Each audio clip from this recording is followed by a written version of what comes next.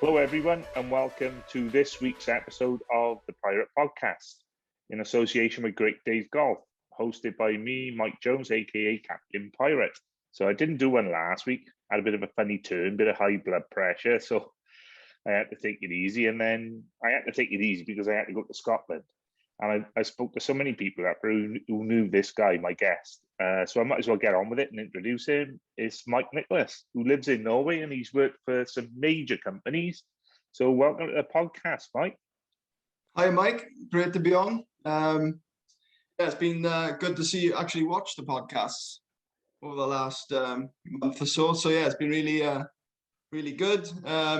Looking forward to sharing some insights with you and. Brilliant, mate. Great to get going. Thank you for watching. The subscribers, it's a slow burner. It takes time, but the feedback I've had from a couple of guys that have been watching it have enjoyed it. So it's just trying to make it as natural as possible, and not push too much and not make it a big advertising thing or anything. We're just about talking about golf. So I've just got back from Scotland with Sean we had 4 days, stayed in St Andrews and played Ellie, Gullen, and the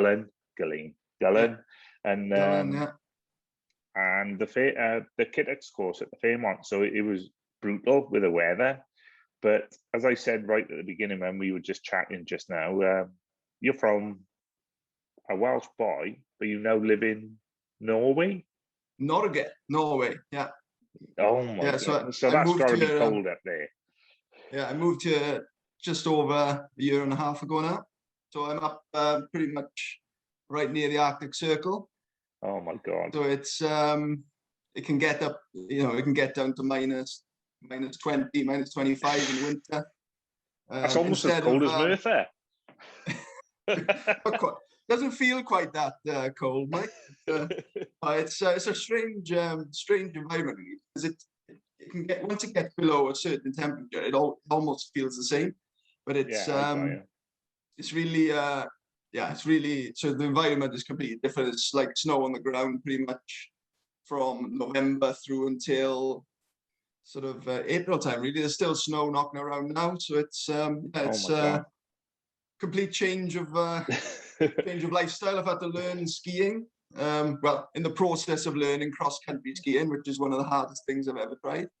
But it's doing that when you're sort of middle aged is a tough. I don't think you're middle aged yet, but don't sell yourself short. What are you, about 35? 39. Oh God, you ain't even halfway yet.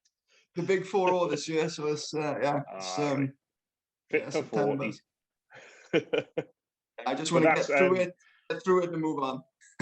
What did you call it again? Cross country skiing, was it?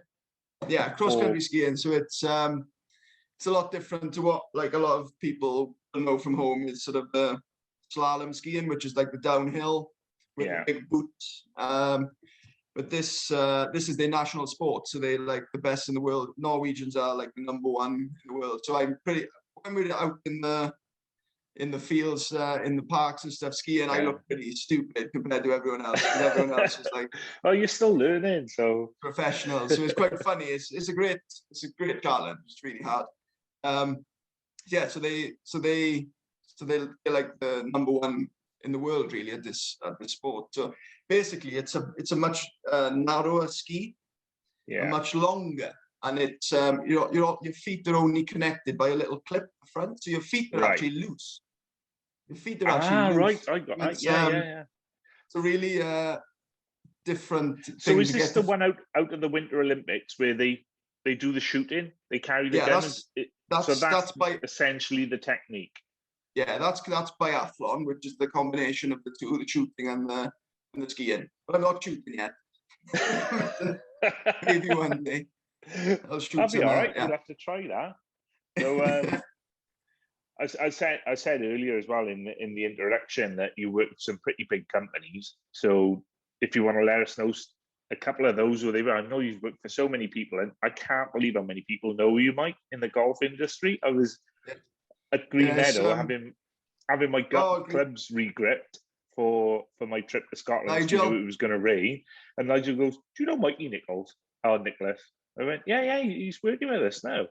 You went, oh my God, tell him hello. Tell him I said, Yeah. oh my God, is there anybody you don't know? Well, not many in South Wales, but like the Southwest, really, in the regional, because my sort of background within the golf industry is 2005. I started with Nike as like a custom fit representative. So I was one of the first ones to get out there for the brands, fitting members at the golf club. So I would book, for example, a demo day or fitting event with Nigel Green Meadow. Yeah. And then he would book in the members to come and have a fitting. So in them days, we didn't have a launch monitor to start, but we had one then later on, a couple of years later. But basically, it was when fitting began. I was pretty much implementing that across the southwest of the UK for Nike. So you're a pioneer then. Well, I like to think, but it was funny actually, because within sort of 2 years they brought in the launch monitors. So at the time, a lot of the pros, if any of the pros watch this, they'll remember the Vector launch monitor. Yeah, it was one of the first launch monitors, but it wasn't accurate. It would take pictures, but sometimes they would miss the pictures and stuff like that. So Nike, actually being quite forward thinking at the time, developed their own. And it's actually evolved now into the GC2 launch monitor. That's Nike's. Well, I didn't know that. Originally they were working with Foresight Sports, which was the company that. So I was fitting with that, and actually the launch monitor spoke to you. So you would, like the person would hit the shot, the ball would take off, and the launch monitor would track all the information, and then it would respond by telling you ball speed, launch angle, and stuff like that. And that was in 2006, 2007. My God. And it was actually that advanced that the system would predict the next club for you to actually use in the fitting. So it would predict the shaft to use and stuff like that. So it was quite bloody hell, that's pretty clever if it was one of the first ones out. Yeah, and then the next couple of years, then you had sort of the flight scopes and the TrackMan coming in then. Yeah. But the GC2, as I say, is still very, very much used now. Yeah. Really strong in terms of is one of our associate clubs, Wood Lakes, Gavin up there, got a great setup, and he's just gone to the quad, and he loves it. He says it's absolutely incredible, and he's got a lovely little studio there inside for the members to use and visitors. So. Yeah, the data that they can get from it now is outstanding. And if you're playing golf clubs, then you really do need to get fitted, because you can get so much more information, and you can, ultimately it's going to help, lower your handicap quicker if you get the right equipment from the PGA pros. So so that's what I used to do, is work with the PGA pros, get the clubs fitted for the members, and travel all around the south of the UK. Actually, that was. Doing that. And was there any? So he was with Nike. Any other companies you worked with at the time, or since doing that role with Nike, I moved into a territory sales role with Nike for the Southwest then. So I was working with all the golf clubs in the Southwest region, from Wales down to Cornwall, and then I would work with the pro to stock the pro shop of the product. So some people might remember, the Nike Square drivers and stuff like that. All the Nike I've still got one in my garage. All the TW shoes and stuff, Tiger Woods shoes, and the Luna Control shoes. It's something that I would have sold into the shops in the southwest. Also did some events with Nike, which were quite good. But then, did you get to meet the superstar, the main man? Did I get to meet the superstar? I did. You did? Oh, come on then. Spill the beans on Tiger. We're obviously talking about Tiger Woods. Yeah. So Nike at the time were very much involved in marketing. Sort of the marketing was a big thing for them. So they used to hold events for our customers. So, for example, the big customers in the UK would be invited to an event where they would meet our tour players. Yeah. So at the time you had, for example, Tiger Woods was a tour player with us, obviously still with Nike products now. You had, back in the days, you had Charles Schwartzel. Casey? Paul Casey, was he a Nike player then? Yeah. I've actually did a few events with Paul Casey. I actually added for Paul Casey twice. So right. it's so we in these events, in these promotional events. Yeah. So so Paul Casey, like KG Choi as well was another great event we did. He was using the square driver, the Nike Sumo square driver at the time. Yeah. So that was really interesting to see him play because with that, and it was a very noisy sounding driver. Yeah, it makes Beth come out into the garage yesterday because all my clubs are in the car. Yeah. And I thought I want to try something with my driver. And I had an old one there. I just took the egg. I said, "Oh God, it's the square one. All right, I'll just hit it." And the noise, she come right out of the kitchen. What's that noise? She could hear it like in the kitchen. It's like a frying pan, isn't it? Yeah. So I had to deal with that every fitting session I was doing. People would hit it and they'd look at me and go, "Crikey, the sound on that." Yeah. It was so he was, believe it or not, he was using that. And he just didn't miss a fairway with it. It was so stable and square that he just loved the way it set up and he loved the way that it felt. So he was he used that. But yeah, Tiger Woods. So it was a funny one with Tiger Woods. We had an event basically at Rocket Hall. Yeah, I know Rocket. Yeah, I think it's Hertfordshire, around north sort of London area. And we set up this event for him. Basically, all our biggest customers, they were all like really excited, and which was great. So he basically flew in the day after the 2007 K Club Ryder Cup. I think it was 2007. So he flew in on the 2006. Sorry, yeah. So he flew in on the helicopter from that. He said, and he came out and he had shades on and a cap on. Yeah. And he basically addressed everyone. We were all standing on the range waiting for him to sort of come in. And he said, "Apologies if I look a bit rough, but we had a really good drink last night after the Ryder Cup." Basically, it was mainly said because of around like the situation with Darren Clark, his wife. That's right, yeah. But he was good friends with Darren Clark, so that's why he sort of said, they all stayed. They all really got together that event and really had a good. Yeah. Good. You felt that, I think, as well when you watched it. Yeah. The actual Ryder Cup itself was really emotional due to that reason. Yeah. Because it was basically not long before at all, I don't think, that it happened. So it was so that was quite. That made it sort of quite a funny start because he said he was hungover and everything. so what it was, he basically came in. He introduced himself and he sort of did he showed us what he does on the range to warm up and practice and talked everyone through it. There was about 30 people there, about 18, 20 customers. Yeah. So he showed us, and then he actually played 3 holes of golf with every group then. Oh wow! But I wasn't, because I was sort of involved in the setup. I wasn't playing. Yeah. But it was great just to see the customers. Oh, it's a great experience, I would imagine. Yeah, we all had a photograph. We all got a framed photograph at the end of the day. Oh, wonderful. With Tiger, so we all went in and like sort of met him on the tee and had a chat with him, shook his hand, and sort of just had a picture with him and stuff like that. And he was really, he gets a lot of bad press around things, but he was really, really good that day, really good. And so the way the day panned out. Go on, sorry. So the way the day panned out, then he played the golf.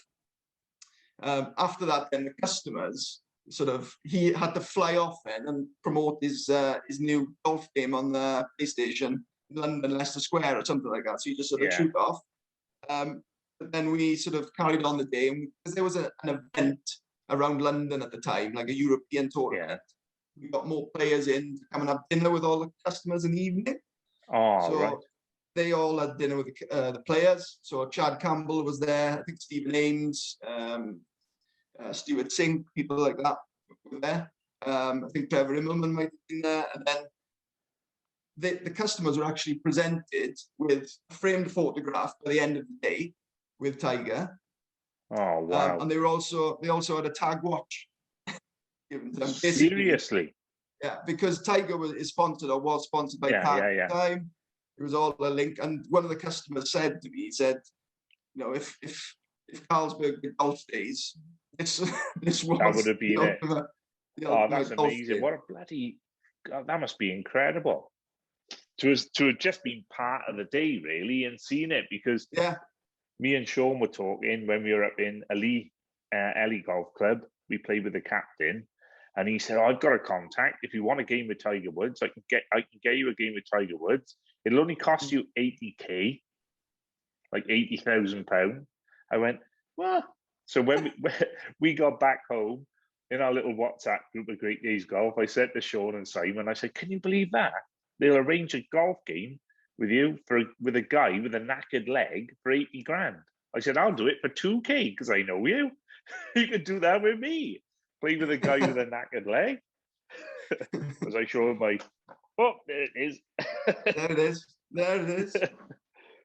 So they were laughing about that, and they said, "I think he's a bit better than you. He's most probably better than me now, even with his brace on." Oh, bloody hell. But that must have been a special day for you, like part of your job to meet someone like that. I'd only just started working for them. I'd been there a year, and it was just really, really sort of. I just come out of university, been traveling. It was like the first job I was sort of doing, and it was quite, it was really exciting time, to be honest. It was, just I never thought I would be sort of doing that sort of thing, and it was, really good, really good vibe off it. Yeah. Did you get that aura about him as a person? Like the only one I've experienced firsthand like that was McIlroy, and I was really close to him, walking alongside him. This was in Switzerland, I think, and you just felt an energy around him. He was at his peak. He was playing his best, and I've heard people. I've never seen Tiger Woods in the flesh, but I've heard lots of people say he just exudes this aura or energy. Yeah. Did you experience that? Yeah, he was. I found him quite relaxed, to be honest. The way he was quite approachable. He seemed. But he did have that when he was on the range. He had that confidence in the way that he was explaining everything, and he had a good way about him. But he definitely had that sort of elite sort of sportsman feel. Like I'm the man. Yeah. He came with his cap and his shades, and he's like just introducing himself. I've done this 1,000 times. Let's get it done. Really good. So where you are in Norway, how long is sorry to cut across then into something completely different, but it's on my mind. Golf in Norway has fascinated me because there's a couple of disabled guys play with me on the European Disabled Tour, and they're both from Norway, and they rave about it in the summer. They always say about, you've got to come and play golf in Norway. So one of my goals this year, I've been looking at the schedule, and I know there was a tournament. I haven't checked to see if it's still going ahead. But what would we expect if we came for a game of golf in Norway? Well, I'm a bit sort of inexperienced at the moment here because of coronavirus. I haven't been able to really travel south much. I've only been here just over a year and a half. So in the south, though, in the summer, I expect great condition, golf courses, green, lots of trees. But in the north, where I am, it's quite mountainous. Yeah. And I played a course actually last summer called Lofoten Links. Yeah. I don't know if you've heard of it, but it quite often gets in the top 50 in Europe. Oh wow! I haven't heard of that. I'll have to have a look. And it's one of the few places you can actually play golf through the night. Because it's so far north, is it? Because it's the midnight sun. Yeah. Oh. So it's really cool place actually, and like in the winter as well. In the summer when you do get the darkness coming in the end, you can get the northern lights as well above the golf course. You're playing midnight with the northern lights, and that must be potentially, but with the northern lights, it needs to be dark. But they've got so many pictures online. If you have a look online, you can see the pictures of the courts with the northern lights and all that above. And they've got one par 3, which is the second hole, I think. Yeah, the second hole, which is their signature hole, which is probably the best par 3 I've ever played. And it's what you'll see when you Google the court. So when you see the look online at the images, you can see that it's just a phenomenal place. that's it now. You've sold it to me with just that one. All those thoughts playing late at night. We'll have to arrange a trip and bring the boys over and have a great day's golf there. That'd be awesome, that would. Yeah, you can get, as I say, you can get a couple of rounds in on the same day. It's a links course, so it reminds me of the coastline in Scotland. You know, it's quite rugged in parts, and it's definitely a course that people should think about playing. Yeah. And then the flip side of that in the winter is, I take it, you don't see much sunlight. Yeah, it's closed. Golf pretty much in Norway and pretty much in Scandinavia is closed in the winter. But you've got loads of other things to keep you. The cross-country skis come on then. As you get better at them. And so what drew you to Norway then? Because it seems radical to us. We all think of people when they change their locations of going south to the warm from Britain. So what made you think, I know, I'm going to go and get even colder? Well, it was basically a woman. Never. Woman, yeah. No, it's so we met a long time ago on holiday and stuff. And she lived in the UK with me for a long time. Yeah. So we just thought it was a good time to try different place to live. That's where I sort of finished my role with FootJoy, where I was working with after Nike, and I sort of handed in my notice there in the golf industry and come to northern Norway where there's no golf. So that's about as much as getting away from it as you can. Yeah, so I've had to reinvent myself a bit, but it's a good challenge. Your positivity really exudes, mate. It really comes across. So I'm pretty sure you've made the right choice. You don't seem down about it at all. So no, that's a good sign. I've just finished my second winter, which is pretty much darkness from end of November through to mid-Feb. So it can be, for some people, it can be a little tricky at times with the darkness all the time. But I've prepared myself well, I think, and it wasn't as dark as I thought it was going to be. It was like there's a bit of light in the morning, sun doesn't fully come up, you know. So it's it's different. And you get elks walking down the street instead of your active dog, you've got elks. So like a moose basically walking just in your garden. Well, that's something different. It's better than sheep anyway, Mike. There's too many sheep where we come from. We get fed up with sheep.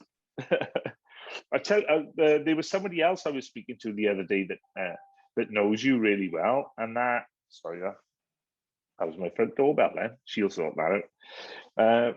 Was down the West Country, Robert Moss. Now, a lot of the disabled guys who I play with, who watch the podcast, they'll know Robert Moss. He's done a lot of work with Edgar, and he's the captain of Mendip Springs Golf Club this year. Yes. So do you know Robert quite well? Or? Yeah, well, I worked with Robert a little bit in terms of the Cornish Festival. So that's how I got to know him. Right. Yeah. But also, I've always known him from the region, and he's been working on the region now for the Southwest, for the West region, for the PGA. Yeah, so, he's got a bit of a promotion, hasn't he? Yeah, so I used to deal with him a bit through FootJoy, that was. So in more recent times, I got more connection with Rob. And so we used to sort of support the Cornish Festival, which is Trevose in Ennidock, and it changes yearly. The other sometimes it's Portapalsy in there. Yeah, and sometimes it's been Newquay and stuff in the past. Yeah. All great golf courses. Yeah, all really good.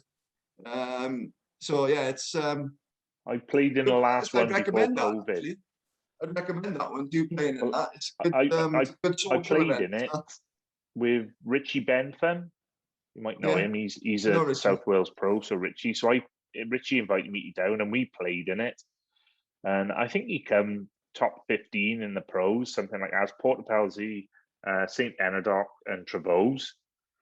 But he was so unlucky. He just caught the worst end of the draw every day. He was a proper terrible in the morning, great in the afternoon, and then terrible in the afternoon, great in the morning. And we caught the back end, and he shot 4 over for the 3 days with absolutely horrendous conditions. it was so impressive.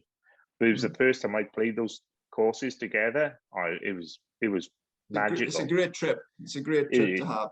Really good trip. We stayed in Padstow, so we had a good drink and some nice food there. So it was really good. And Scott Quinnell told us about the Boathouse Inn, or the Boat Inn House, I think it is, in the front, and his mate owns that, and he looked after us, brought out this huge seafood platter the one night, and we just like, yeah, that's fine, just help yourselves, eat what you want, drink what you want. It was, I'd recommend anybody to do the Cornish Festival to get down there for a trip. It's great, really good event. They used to have was it the Goa Festival they used to have for a short period of time, like Langland, Blind, and sort of Bernard, I think it's such a good format, because I'm pretty sure Wales Golf are doing one this year as well. They're doing one South Wales and North Wales too, and the reason I know about it is they're doing a disability championship, an official disability championship in South Wales and North Wales.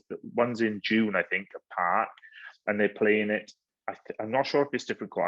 You'd have to look at the Wales Golf website to get the full details of what they're doing. But I think they've realised what a massive event the Cornish one is, because they struggle to get in there and book it. So if we can get something along those lines with the South Wales Links courses and North Wales one, they could be two brilliant festivals that would and it's great for your golf to play those events. They're not easy to win, so there's a lot of kudos around them if you do play well in it. I found that I played in it twice now with FootJoy, and as I say, the conditions can be in Cornwall. The conditions can be very tough, and like the first day, I think I played actually Carlisle Bay was the first day one year I played. And that's on the cliff top, and the wind was blowing in off the sea, and it was raining heavy from hole 1 to hole 18.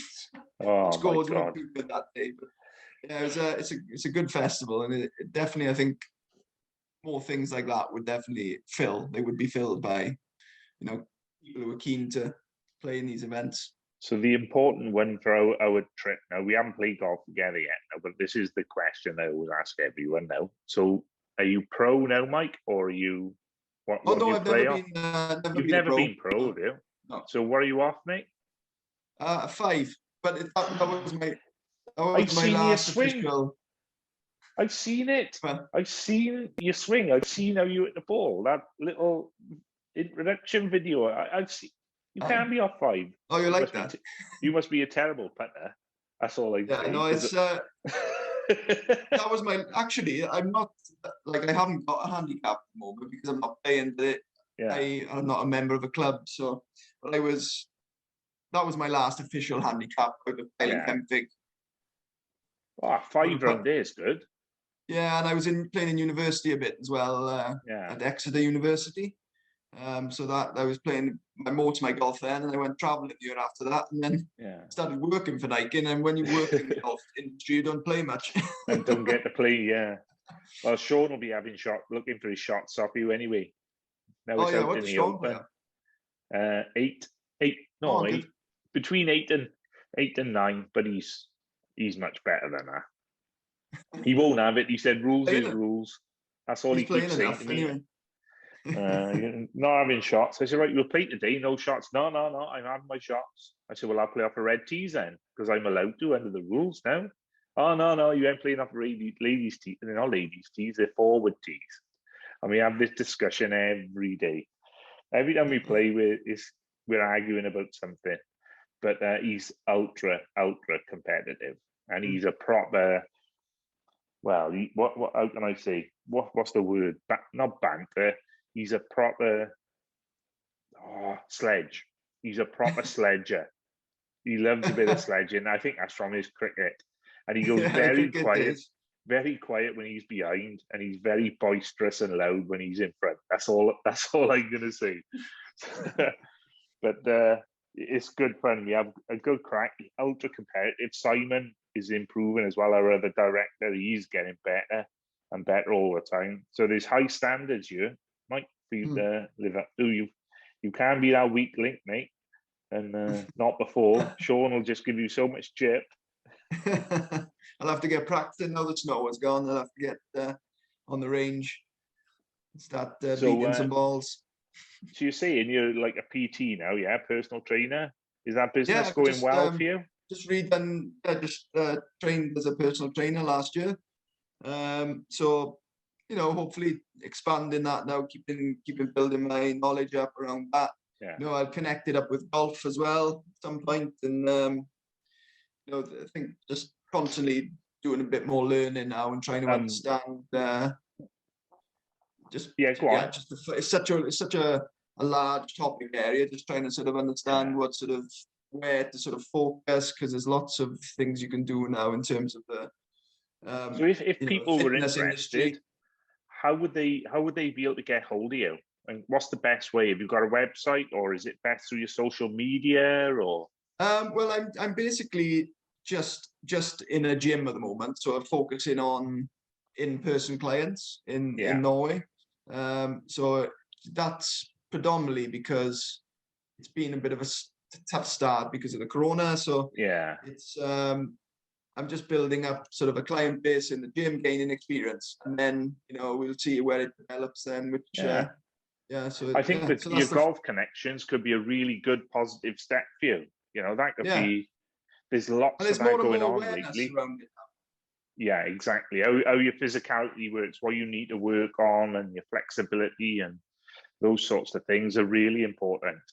Yeah, you got people like there's a few people I follow sort of on Twitter, and Zach Gould as well, which I know from the Vale Glamorgan days. So Zach do you know Zach Gould?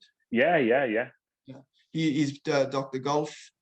So he basically is looking, his focus and his aim is to improve performance through training and stuff for every golfer. So it's really good to see watch what he's doing as well, which is interesting. Well, I watched one of his new videos about nutrition, about having the importance of the right nutrition when you're playing golf for your concentration levels, and people seem to forget that. They always think they'll play really well, and then the last 4 holes they'll fall away and think, I can't quite finish this off.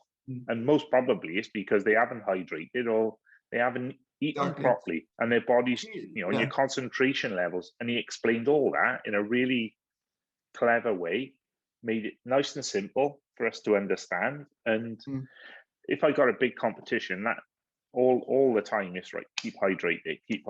As long as you stay hydrated, your concentration levels tend to stay a bit higher. So it's really interesting stuff out there, Mike. Yeah, no, it's definitely an area that is growing now in golf. With Bryson DeChambeau, like his training, he's changed his body shape now to gain more yardage. So it's very much a big factor in golf professionals. Sort of, not all of them, not everyone. But, I could change my shape. Talented players who. I could change my shape, but it would only be in the bit around the middle by you. I'm pretty good at changing that, but I don't know about changing anything else, mate. I certainly can't get my arms any bigger. I'll pull a fetlock. So I don't know whether the listeners know or not, but you're an associate with us now at Great Days Golf, which we're super proud to have you on board. You've got such drive, such positivity about you. What drew you? What made you, when the offer came in, accept it so quickly and want to work with us at Great Days Golf? What drew you to us? Well, it was because obviously I've known Simon as well, one of the lads, the directors, for a long time, and also knew Sean through sport in Port Talbot, and obviously his background. But yeah, it was me, like when Simon sort of mentioned it to me and to see what you were doing with Great Days Golf, and I just thought, I could actually add a bit of value if using my contacts in the game, but also it keeps me attached to the game and linked to a career that I've really enjoyed in the UK, and it just keeps me connected to the industry. I don't have to. It's I can just focus on like making contacts with my previous contacts in the game and just trying to develop relationships again in terms of building it for Great Days Golf. Oh, Like one of the recent sort of what we've done. Obviously, we've signed up Camberwell Park as a partner course. So that was great because I knew Ali actually from university, the owner of the club. But I'd also been there with work for many years with Nike, with working with FootJoy as well. So I knew the venue. I knew it was a good place where we can sort of start doing events. So I just you thought, made the introduction for us with Ali, as you said, like the owner, and Warren. It was an amazing place. We were blown away by it. Me and Sean had heard of it, but I'd never played it. I'd heard about it for a long time. And when we got to play it, he was such a good host, and he spoke very, very, very highly of you, Mike. In all fairness, you turning out to be too much of a nice guy, but I want to see a nasty streak. Because if we end up playing as a 4-ball and you're on my side, you're going to have to develop a bit of a nasty streak now and get this Mr. Holly and Mr. Pridham. I'll work on that. And we'll sort them out. We're a partnership in the forging here, mate. So it was just great, and it felt, I'm committed obviously to some training out here, but the way it is, I can just get in touch with people and just obviously communicate with you guys, providing my thoughts on things, so that it's just worked well in terms of keeping involved in the golf industry. And well, that's what the ethos of the company, as we've said it a million times, is we're all about bringing golfers together and building partnerships with people. And we are so proud to have you on board, Mike. You bring an interesting dynamic to us as a business. We're looking to move forward all the times. So unfortunately, we're getting to the end of the time now. I can't believe we've been chatting that long already, and I've thoroughly enjoyed it. It's been great to have you on board. Great to have you as part of the Great Days Golf team, and we look forward to many events in the future coming up. So thanks, Mike, for being on a show, and hopefully we'll see you again soon, mate. Excellent. Cheers, mate. See you soon. All the best now. Bye.